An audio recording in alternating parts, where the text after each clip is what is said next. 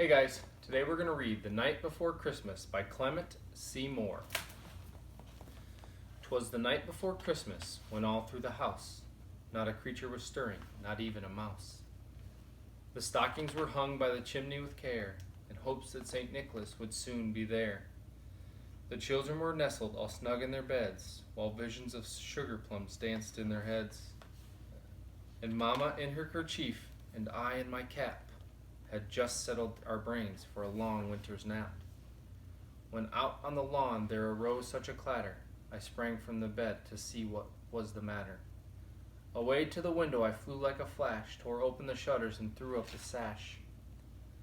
The moon on the breast of the new fallen snow gave the luster of midday to objects below, when what to my wondering eyes should appear but a miniature sleigh and 8 tiny reindeer. With a little old driver so lively and quick, I knew in a moment it must be St. Nick. More rapid than eagles his coursers they came, and he whistled and shouted and called them by name.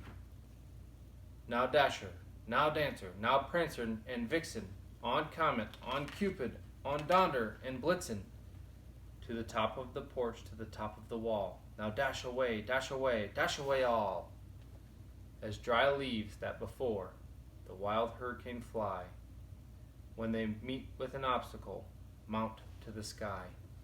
So up to the housetop the coursers they flew, with the sleigh full of toys, and St. Nicholas too. And then in a twinkling I heard on the roof the prancing and pawing of each little hoof. As I drew in my head, was turning around, down the chimney St. Nicholas came with a bound. He was dressed in all fur from his head to his foot, and his clothes were all tarnished with ashes and soot. A bunch of toys he had flung on his back, and he looked like a peddler just opening his pack. His eyes how they twinkled, his dimples how merry, his cheeks were like roses, his nose like a cherry. His droll little mouth was drawn up like a bow, and the beard of his chin was as white as the snow. The stump of a pipe he held tight in his teeth, and the smoke it encircled his head like a wreath.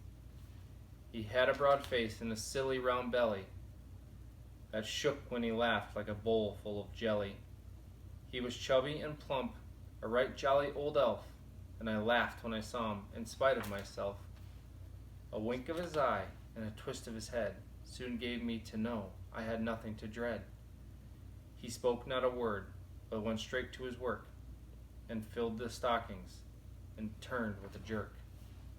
And laying his finger aside of his nose, and giving a nod, up the chimney he rose.